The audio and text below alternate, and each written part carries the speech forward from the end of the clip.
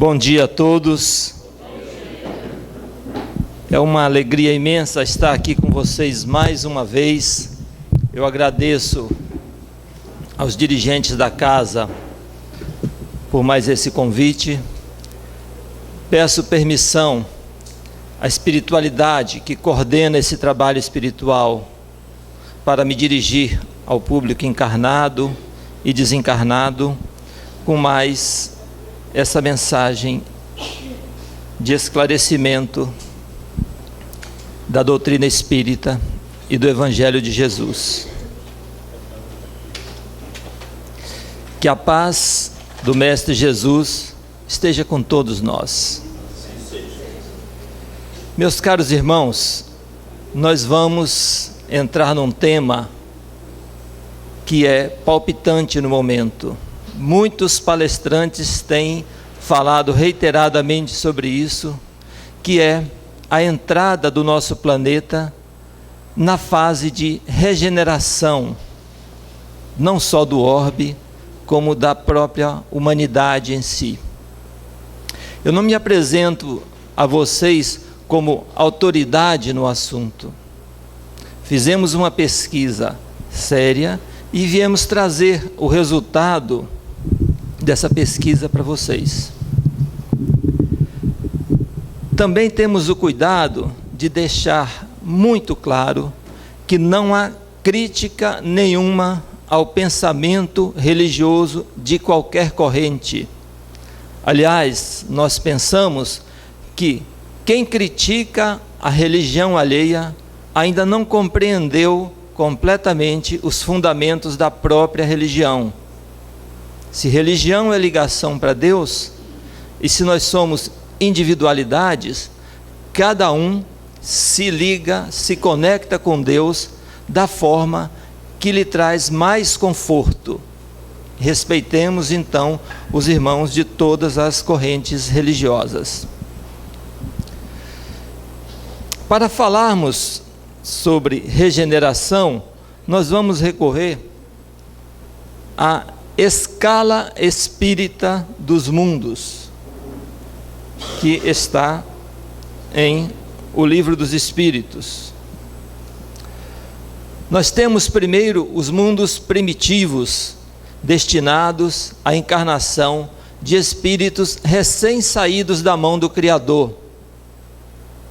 Em seguida, nós temos os mundos de provas e expiações, onde se situa atualmente o nosso planeta e que nós estamos na saída dele, destinado a espíritos egressos dos mundos primitivos que vêm para cá para melhorar a condição espiritual. É um ambiente ainda de espíritos adormecidos, é um ambiente material, que vai se espiritualizando aos poucos, e nós vamos demonstrar isso no decorrer da exposição. Em seguida, os mundos de regeneração, espíritos que já compreenderam a mensagem divina, espíritos que já despertaram para a existência de uma esfera espiritual, mas que ainda carregam em si o peso do passado e que vão passar por diversas encarnações na esfera de regeneração até se equilibrarem e fazerem jus a entrar nos mundos ditosos dos chamados espíritos bons. E por último, os mundos divinos dos espíritos do alto escalão, daqueles que recebem ordens diretas de Deus. Em o Evangelho segundo o Espiritismo, no capítulo 3, item 19, nos é dito que, conforme a lei do progresso, a Terra já esteve num estado moralmente inferior, e sobre essa lógica alçará um grau superior. Isso é conhecido de todos nós. Em a Gênese é dito praticamente a mesma coisa, sobre o título São Chegados os Tempos, no capítulo 18, e nos é dito em síntese que a Terra chegou a um período de transformação e inevitavelmente se elevará na categoria dos mundos. Nós elaboramos um gráfico que nos dá uma visão da sequência da transição para mundo de regeneração. Imaginemos um mundo em estado primitivo e em seguida um mundo de provas e expiações. Há entre um e outro uma interseção, ou seja, no nosso mundo de provas e expiações, temos espíritos, individualidades que ainda vivem numa condição primitiva. E isso é intuitivo, basta ler o jornal, ouvir o que é feito por esses espíritos aqui no orbe do planeta, que é suficiente para compreendermos que esses irmãos ainda estão em estado de ignorância, ainda vivem em estado primitivo.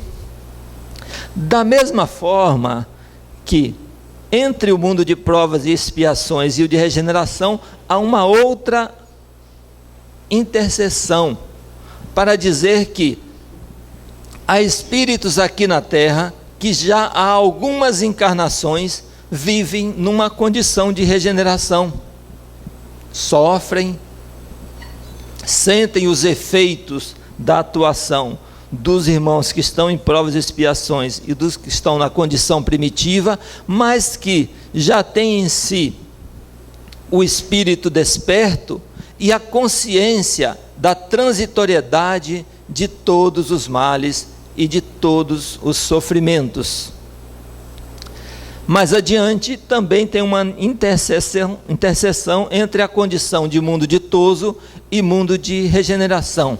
O importante nessa exposição é nós sabermos que a natureza não dá saltos e que o avanço nos mundos e dos habitantes, ele é gradativo e eles se misturam.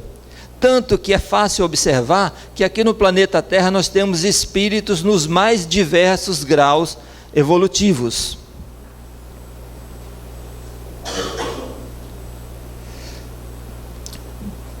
Esse gráfico, essa imagem, ela é bastante eloquente para mostrar como está a condição atual do planeta Terra entre as nações e entre os continentes. Basta olhá-lo que nós conseguimos ver a condição que o planeta vive neste momento. Não precisamos de palavras para compreender o que se passa. Está no jornal, está na imagem, está na mente e no coração de cada um de nós. Neste outro gráfico, nós trouxemos aqui a condição de harmonia que viveremos na fase de regeneração. O nosso planeta estará dentro desta condição. E nessa exposição, nós vamos mostrar como será esse passo e o que se diz sobre ele nas mais diversas correntes do pensamento. Nós pegamos as principais correntes do pensamento humano na área de religião e o que é que cada um diz sobre isso. Trouxemos previsões, prognósticos e mensagens proféticas dessas correntes de pensamento. Para entrar nesse universo, nós precisamos de duas ferramentas essenciais para facilitar a compreensão, porque nós vamos entrar numa perspectiva histórica e tentar entender o que é que cada um diz, por que diz, para que diz e qual seria o resultado final desse prognóstico e dessa previsão. Um dos maiores desvios da humanidade é a curiosidade sem objeto definido. Nós vivemos uma verdadeira era do escândalo. E como é que a humanidade se comporta nesse aspecto? Procura-se saber de acontecimentos com a finalidade única de comentá-los e levá-los adiante, no anseio de falar sobre o assunto de forma sensacionalista e superficial, causando perplexidade e animando egos. Não há a menor preocupação com o mais importante: analisar os fatos, compreender o seu significado, abrangência e influência. Então, hoje nós vamos ouvir o expositor, mas com análise crítica, com a fé raciocinada que a doutrina espírita nos inspira e nos recomenda. A outra ferramenta é uma orientação filosófica sobre o assunto, extraída da obra Discurso sobre o Método, do filósofo René Descartes. René Descartes, ele é autor da base de todo o conhecimento científico existente no Ocidente. O conhecimento científico que é divulgado em todas as esferas do conhecimento, ele finca raízes em 4 princípios que nos legou René Descartes e que nós resumimos da seguinte forma: nunca aceitar algo como verdadeiro que não conheça claramente como tal, evitando a pressa e a prevenção, de modo a não ter motivo algum para duvidar. Primeiro princípio. Segundo princípio, repartir as dificuldades em tantas parcelas quanto forem possíveis e necessárias, a fim de melhor solucioná-las. Grandes problemas, em verdade, são o acumulado de pequenos problemas que assumem grandes proporções. Os problemas geralmente têm o tamanho e a dimensão que nós damos a eles. E atrás de cada grande problema temos diversos pequenos probleminhas querendo crescer. Então temos que repartir, compreender, enfrentar de frente o problema. Essa é a recomendação do filósofo. A terceira é conduzir os pensamentos por ordem, iniciando pelos objetos mais simples e mais fáceis de conhecer, até os mais compostos. Isso a gente aprendeu em casa, na frente de um prato de mingau quente. A gente vai em volta, pegando a parte fria, come uma colher, enche a outra, deixa esfriando, enquanto vai mastigando uma, daqui a pouco o problema está resolvido e o mingau está digerido. E a quarta e última recomendação do filósofo é efetuar em toda parte comparações metódicas tão completas e revisões tão gerais para ter a certeza de nada omitir. Em síntese, a recomendação é: não aceita tudo que vem. Vamos analisar a fonte, vamos tentar compreender por que a pessoa está dizendo isso para nós. Qual a finalidade dela? Onde que ela quer chegar? Por que ela está dizendo isso se está acontecendo de outra forma? Essa é a nossa recomendação. Agora nós vamos entrar nas correntes de pensamento religiosos. Nós trouxemos aqui as principais. A primeira delas fala de um cinturão de fótons. Comenta-se que a estrela Alcíone, da constelação das Pleiades, tem à sua volta um gigantesco anel chamado cinturão de fótons, em posição transversal ao plano das órbitas de seus sistemas. Essa é a mensagem. Nós vamos ter uma imagem que vai esclarecer melhor. A Terra ficará 2000 anos dentro desse disco de radiação. Todas as moléculas e átomos passarão por uma transformação sob a influência dos fótons para adaptarem-se aos novos parâmetros.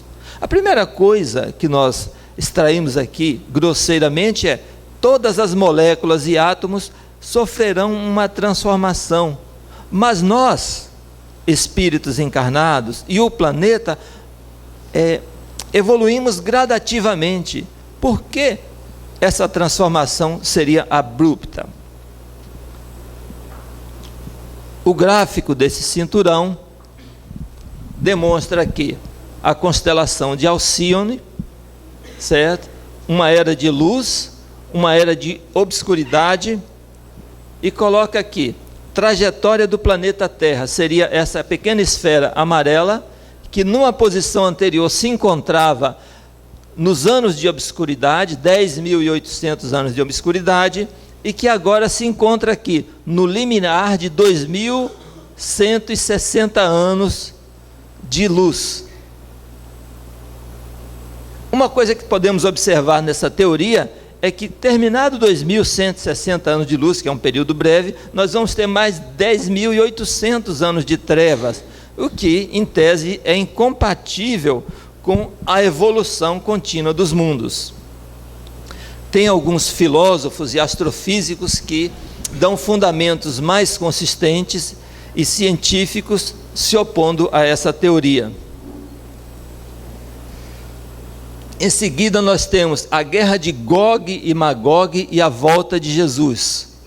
Quem já leu isso está na Bíblia, em Ezequiel 39, 38 e 39. Ezequiel 37 é a fundação do Estado de Israel, e 38 e 39 seria essa guerra. Ezequiel profetizou a respeito da invasão de Jerusalém por um número indeterminado de regimentos sob o comando do príncipe Gog, vindo das terras de Magog. Segundo os eruditos e respeitáveis eruditos, este seria o momento predito para a volta do Messias. A primeira vinda de Jesus foi como sofredor, e a segunda será como filho de Davi, para conquistar e reinar sobre a terra. Aqui nós já vemos alguma discrepância com a evolução também, porque Jesus veio nos ensinar a amar na primeira vinda, e na segunda viria como guerreiro. A guerra terá fim com uma intervenção sobrenatural para salvar Jerusalém do exército de Gog e cumprir o plano divino de tirar a terra da condição de mundo inferior e transformá-la na morada eterna de Deus. E aí nós paramos para refletir também: Deus virá morar aqui? Tem certeza? E é colocada na Bíblia, é descrita em mapa, Jerusalém, Rosh, que seria a Rússia, Magog, Mesec, que seria a Pérsia, que hoje é a Turquia, até a Etiópia está na lista de países, Pérsia, que é o Irã hoje, que iriam se juntar, formar um eixo de forças para invadir e destruir Israel, colocando Israel no centro do universo e a terra como morada de Deus, num universo imenso como esse. A outra corrente de pensamento que está no Evangelho é o Apocalipse. Nós vamos nos deter um pouco mais para compreender, ter uma visão na perspectiva histórica do que é esta mensagem. A interpretação tem alguns filósofos que interpretam o Apocalipse sob os seguintes fundamentos. Em Apocalipse 22:6 é dito: e disse-me estas palavras. O Espírito disse para o João, em estado de elevação, de desdobramento astral: estas palavras são certas e verdadeiras, e o Senhor, o Deus dos santos profetas, enviou o seu anjo para mostrar aos seus servos as coisas que em breve hão de acontecer. Isso foi escrito aproximadamente entre o ano 70 e 98, na ilha de Patmos, no período que o profeta João estava exilado. A primeira coisa que nós temos que considerar, numa análise crítica, é que o Apocalipse está dentro do Evangelho. O Evangelho nos traz a doutrina cristã. A doutrina cristã, a maior parte do seu tempo foi representada pela Igreja Católica, de 2000 anos de existência, certo? Nós tivemos os primeiros 300 anos em que os primeiros cristãos estavam implantando a doutrina, e depois a Igreja Católica nos trouxe até 1780, por aí. Nós vamos ver dentro de uma perspectiva histórica. Os intérpretes desse versículo acreditam que essas profecias teriam sido sobre o destino das 7 igrejas dirigidas aos agrupamentos do cristianismo nascente. a igreja de Éfeso, Esmirna, Pérgamo, Tiatira, Sardes, Filadélfia e Laodiceia. Está em Apocalipse 1, 9, 11. Cada igreja dessa não é uma igreja específica, um local geográfico, e sim uma fase da doutrina cristã histórica na humanidade. A primeira igreja, do ano 30 ao 100 depois de Cristo, representa o primeiro momento espiritual da jornada cristã, quando ainda se sentia o perfume dos ensinamentos primitivos dos apóstolos, boas obras, trabalho, paciência e o sofrimento que decorreu de sobrepor os valores espirituais sobre os materiais, numa era em que o materialismo era reinante. A igreja de Esmirna, ou igreja perseguida, do ano 100 ao 313 depois de Cristo, sucede-se a outro período em que as aparências substituem a essência. Representa a fase em que muitos aderiram ao movimento cristão sem assumirem essa condição em sua intimidade. O que acontecia? Os cristãos foram crescendo e encarnando espíritos, e aquele espírito chamado mediano, inseguro, foi aderindo ao que estava se tornando a maioria da época. Depois é a igreja de Pérgamo, ou a igreja do Estado, de 313 a 590 depois de Cristo, representa o período em que se seguiu a morte dos apóstolos com a perseguição aos cristãos, organizada e empreendida pelo imperador Diocleciano, em que a igreja se casou com o mundo e passou a admitir certas doutrinas que a afastou da simplicidade em que foi concebida. Avançando nessa análise, nós temos Tiatira como a igreja papal, de 1590 a 1517, quase 1000 anos. A estrutura da igreja institucionalizada se uniu ao poder político do Estado, adotando posturas e doutrinas diferentes das cristãs que inauguraram as trevas da Idade Média. Aconteceu um fenômeno interessante nessa época. Roma, toda poderosa, a nação mais armada que a humanidade já teve, começou a entrar em decadência com a imigração dos chamados bárbaros, e o exército foi perdendo força, e ela se reinventou num aspecto espiritual, percebendo que a religião cristã crescia, encampou a religião e tornou-a religião do Estado, e se fundiram durante 1000 anos. Em seguida tem a igreja de Sardes, ou a igreja reformada, de 1517 a 1730. Retrata o período dos reformadores, John Hus, Martinho Lutero, Calvino, Wycliffe e muitos outros, quando a luz de uma nova era começou a iluminar a paisagem triste dos desmandos humanos.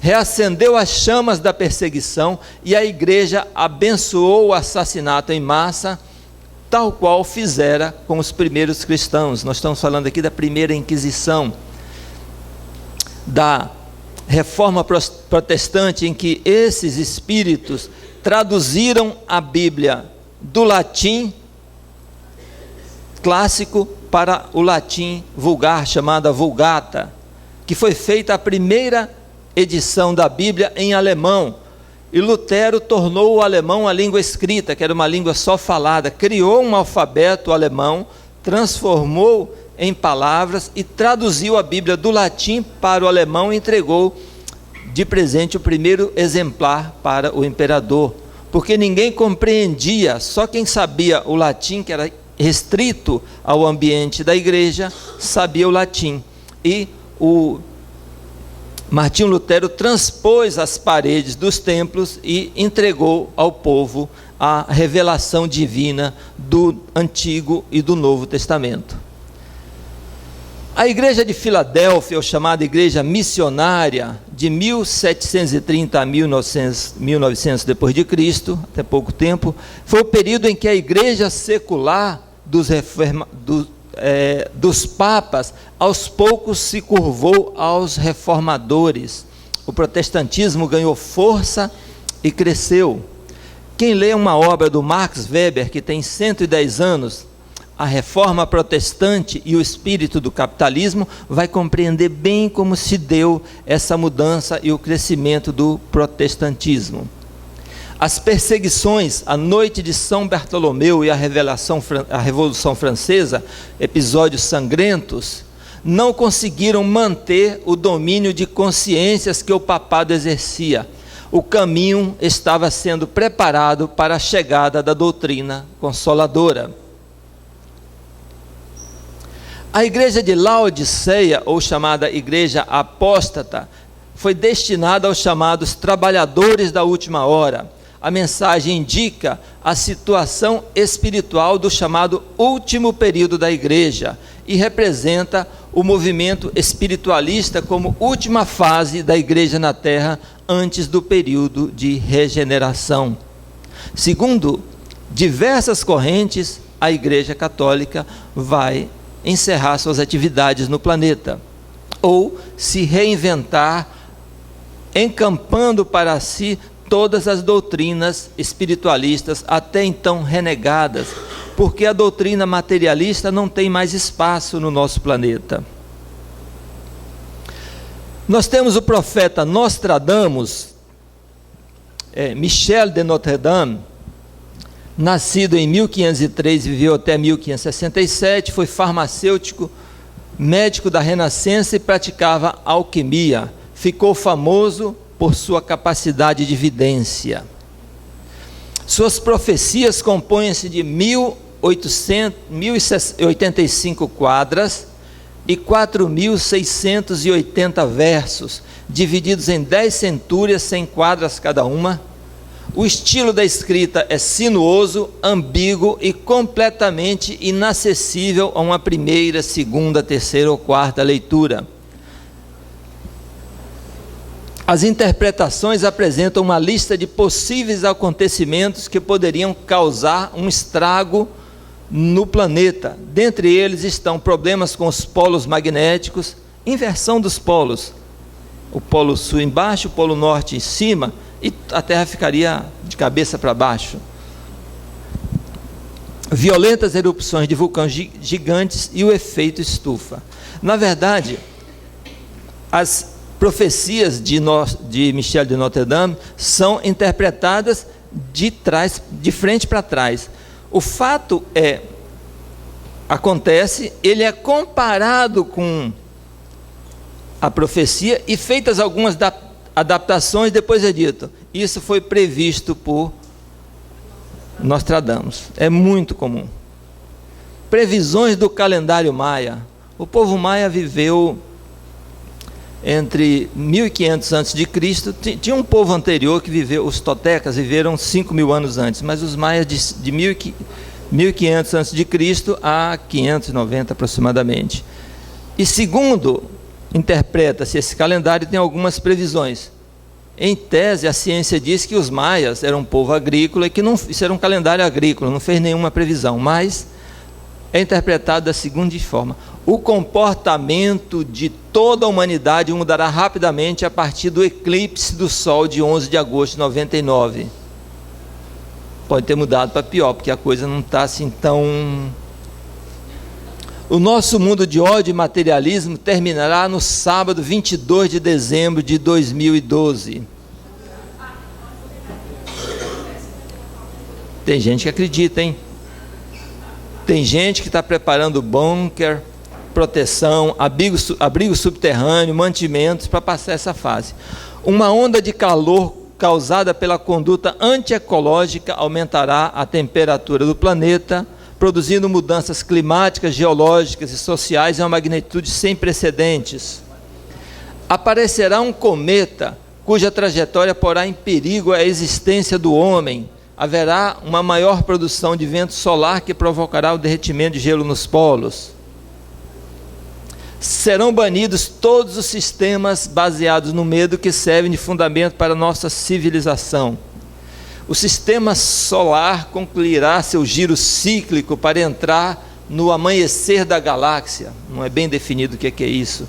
A luz emitida desde o centro da galáxia sincroniza todos os seres vivos e lhes permite ascender voluntariamente a uma transformação interna que produz novas realidades.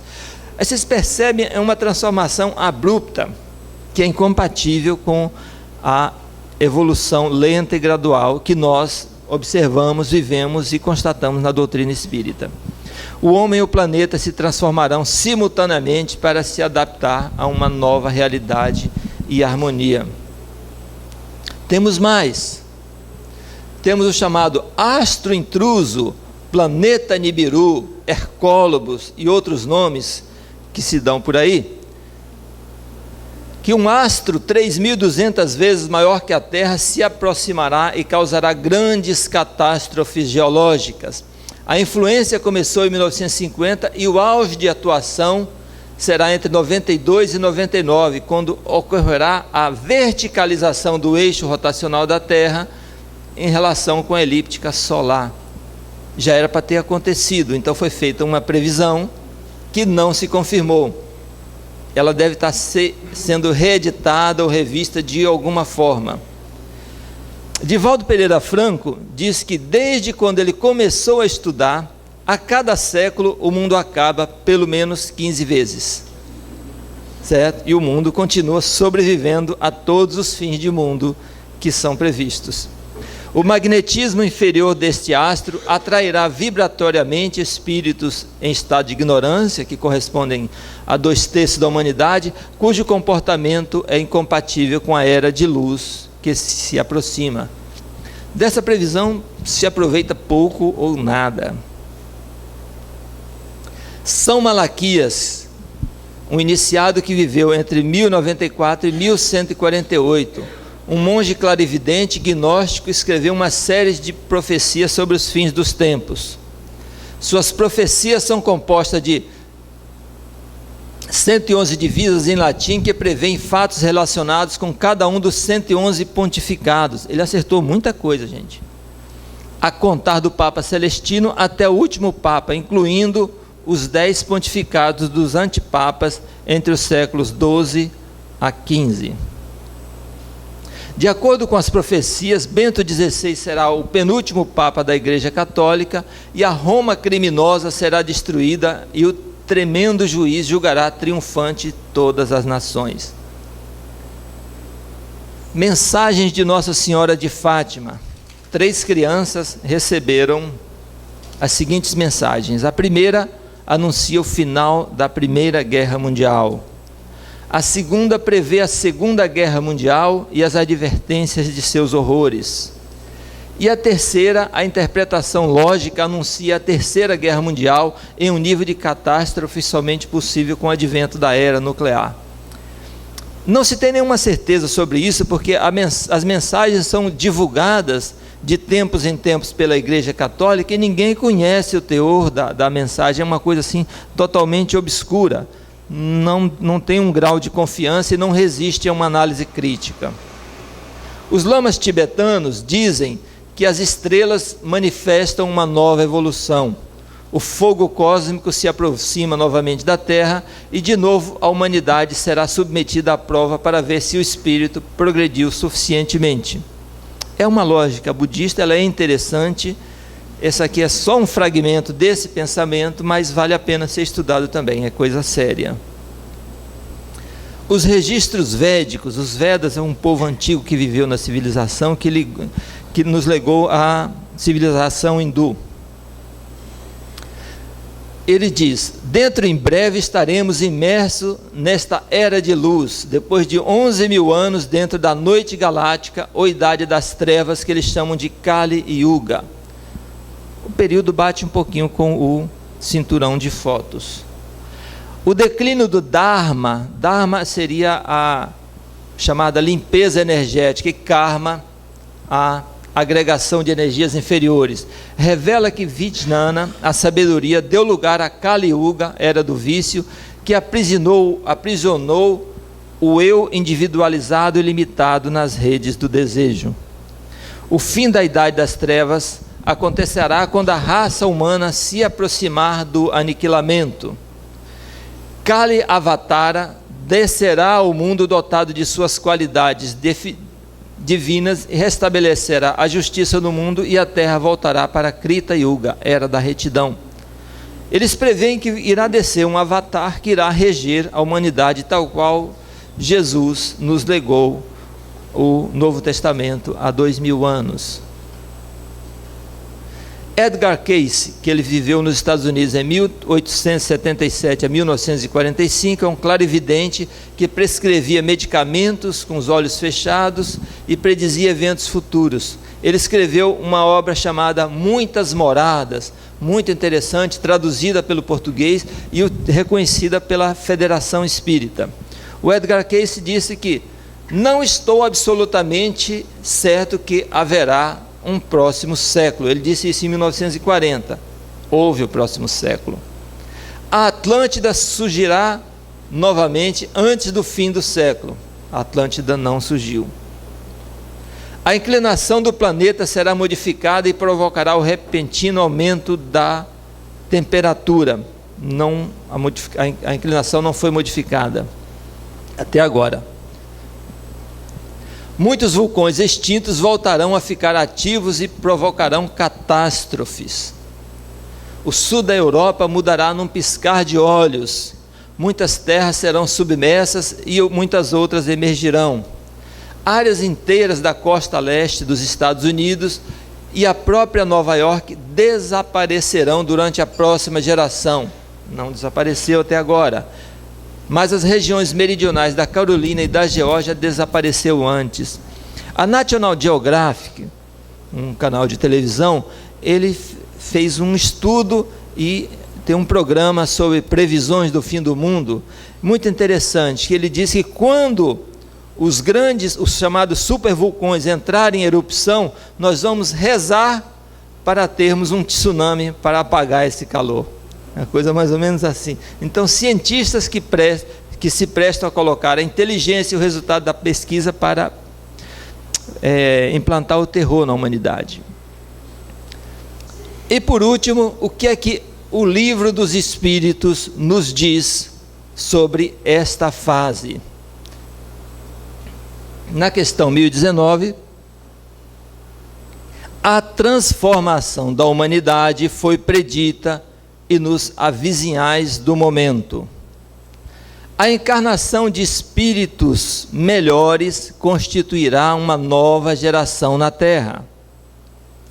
Os espíritos dos maus, que a morte vai ceifando dia a dia, serão dela excluídos, não vão mais reencarnar aqui, pois estariam deslocados entre os homens de bem, cuja felicidade perturbariam.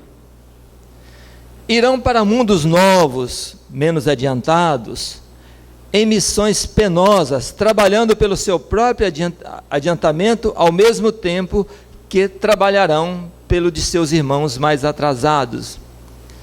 Vocês percebem a diferença de todas as correntes do pensamento em cotejo com o Espiritismo? Primeiro, todas elas são materialistas. Elas veem o mundo material como mundo único, não são espíritos ainda despertos, e que o estado de conforto do materialismo vai desaparecer. Já a doutrina espírita entra com uma certa serenidade para quem já tem o espírito disperso, e é bem fácil de compreender. Desafia a inteligência, o esforço do estudo, mas é compreensível e acessível a todos. O que é que o Evangelho de Jesus nos orienta sobre essa época? Não desprezeis as profecias, examinai tudo, retendo o bem, abstendo-vos de toda coisa suspeitosa.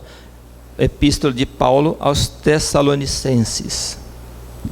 Não acrediteis em todos os espíritos, mas provai se os espíritos são de Deus, porque muitos serão os falsos profetas que se levantarão no mundo. Evangelho de João, primeira epístola, capítulo 4, versículo 1. Guardai-vos, porém, dos falsos profetas, que vêm até vós vestidos como ovelhas, mas por dentro são lobos usurpadores. Por seus frutos os conhecerei. É uma orientação segura.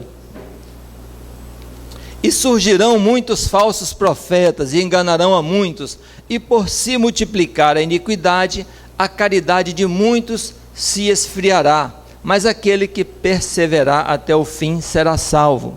Mateus 24:12. E se alguém vos disser, eis, o Cristo está aqui ou ali, não o creiais, porque surgirão falsos profetas, falsos cristos, e farão tão grandes sinais e prodígios, que se fora possível, enganariam até os escolhidos. Escolhidos, leia-se, os mais evoluídos. Mateus 24:25.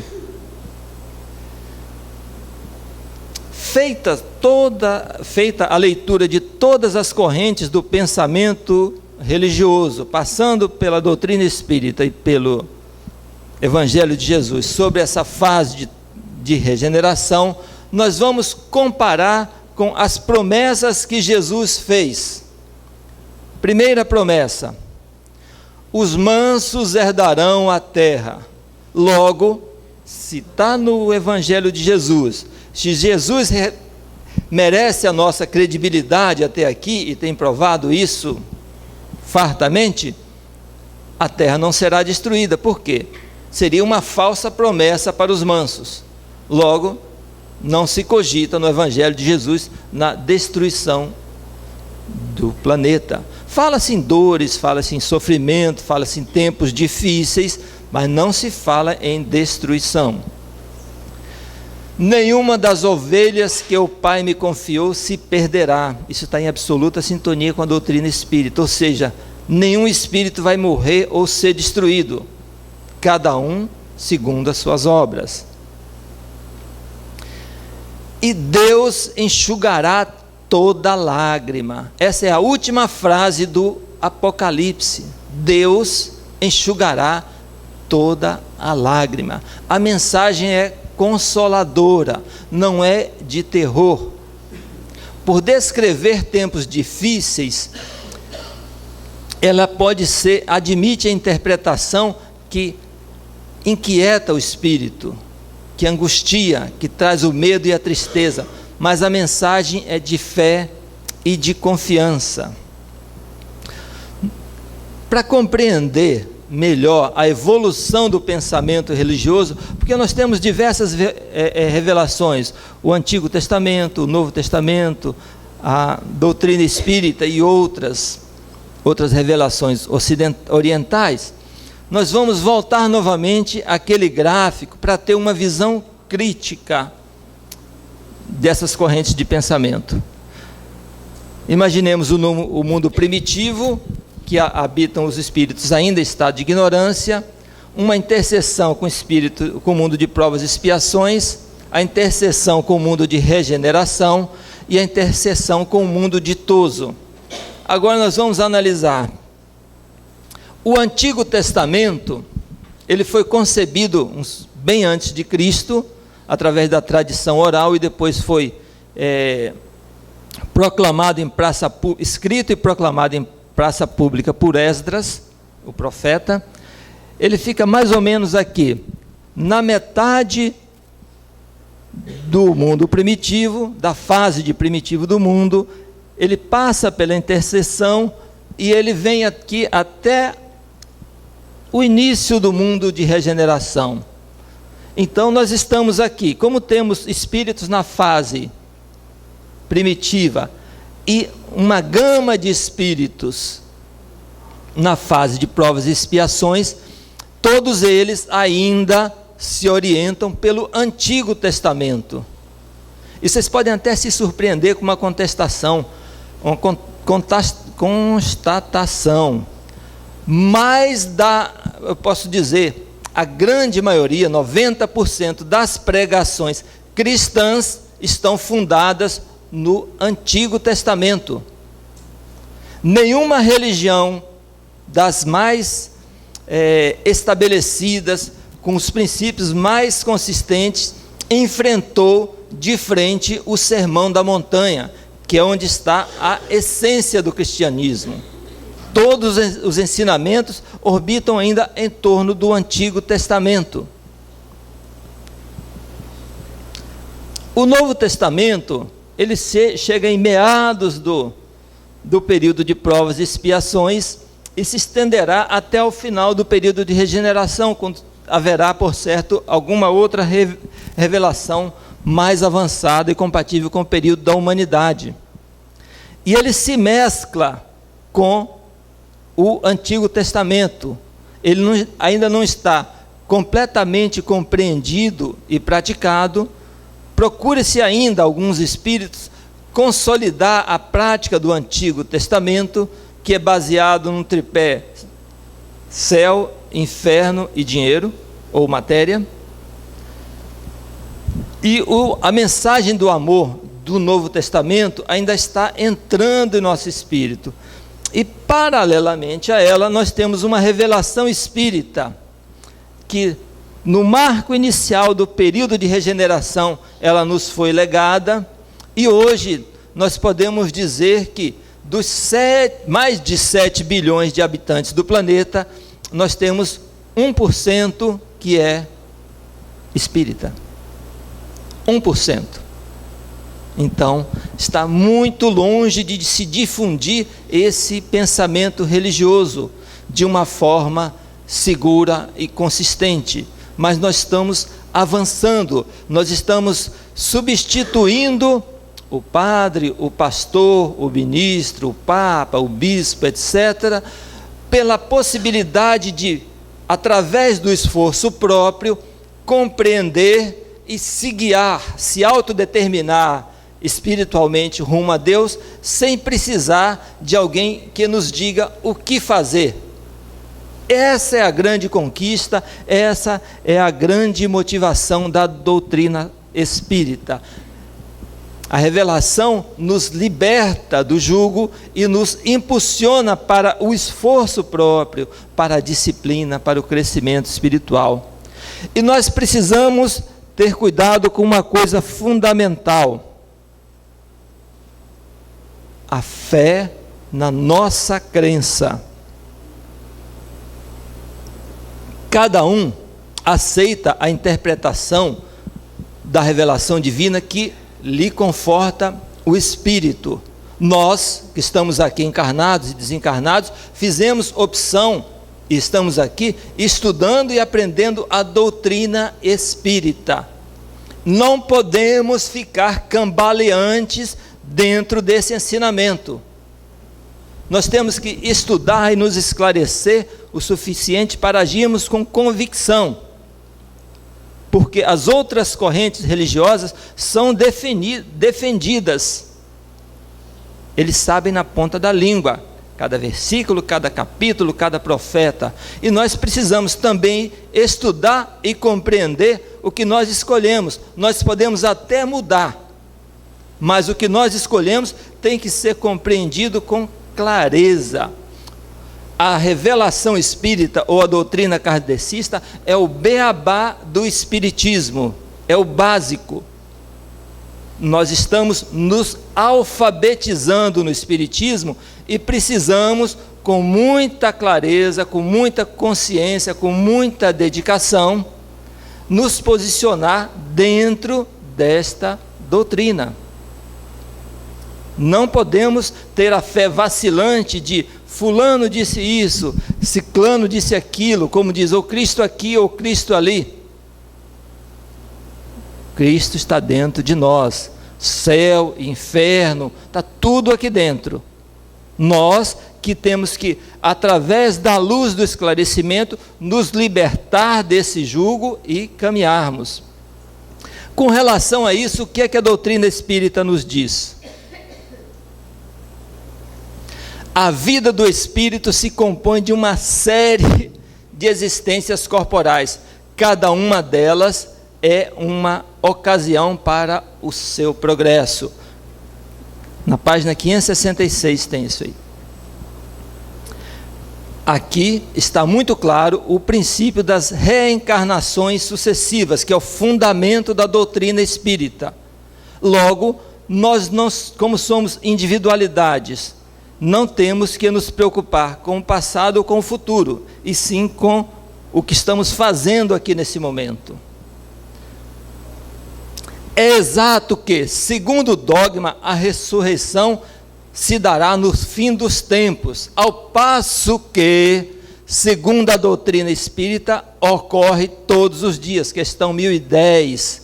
Cada um tem seu próprio apocalipse, seu próprio fim de tempo, sua própria transformação. Então, não nos preocupemos com transformações coletivas, com cataclismas.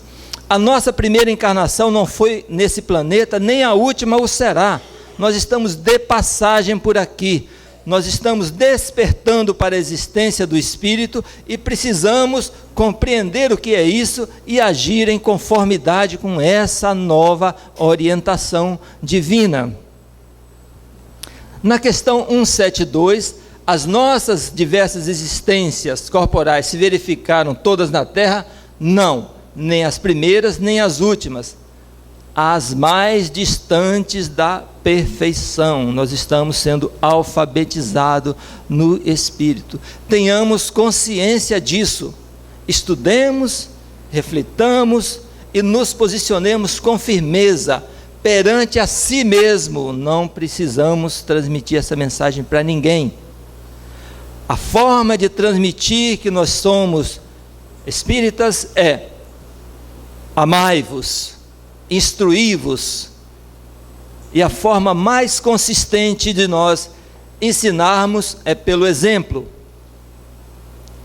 Em casa a gente consegue observar isso com clareza. Filho não faz o que o pai manda, faz o que o pai faz, ele fica igualzinho. Então, nós, pelo exemplo, podemos contagiar quem quer que queira nos fazer o mal.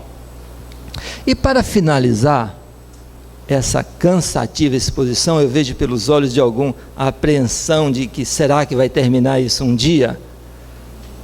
Nós trouxemos aqui o chamado de Jesus. É uma mensagem que toca nosso coração com um grau de profundidade inigualável. Eu sou o caminho, a verdade e a vida. Ninguém vai ao Pai senão por mim. Tem que ter muita segurança e muita autoridade moral e espiritual para dizer isso com convicção. E ele o fez. E mais: vinde a mim todos que estáis cansados e oprimidos, e eu vos aliviarei. Tomai sobre vós meu jugo e aprendei de mim, que sou manso e humilde de coração, e acharei descanso para vossas almas. Porque o meu jugo é suave e a minha carga é leve. Mateus 11:19. O que é que essa mensagem quer dizer para a gente? Aprendei de mim. Vamos colocar isso na prática. Se eu me relaciono com uma pessoa que está sob o meu comando, um empregado, um funcionário, etc., e eu coloco ele sob pressão de perder o emprego, sob a pressão de produzir mais e mais, num ambiente competitivo desumano, o meu jugo é apertado. Se o meu jugo é apertado, eu não aprendi de Jesus. Tampouco eu sou manso e humilde de coração. Da mesma forma que eu jogo uma carga psíquica pesada em cima da pessoa que é minha companheira, o meu companheiro, do meu filho, do meu colega de trabalho, se eu exijo dele acima das forças dele, o meu fardo é pesado. Logo, eu também não aprendi de Jesus. Isso que precisamos colocar em prática. O nosso passo para a regeneração é aprender de Jesus. Quando se relacionar com o próximo, que o nosso jugo seja também suave e que o nosso fardo também seja leve. Esse é o passo. Quando conseguirmos nos relacionar dessa forma, o nosso passo para a regeneração estará dado e nós viveremos um ambiente de mais tranquilidade, da paz que sonhamos, buscamos, mas ainda não estamos construindo. Meus caros irmãos, eu agradeço imensamente essa preciosa oportunidade de estar aqui com vocês, a paciência e a atenção de todos. Muito obrigado, que assim seja.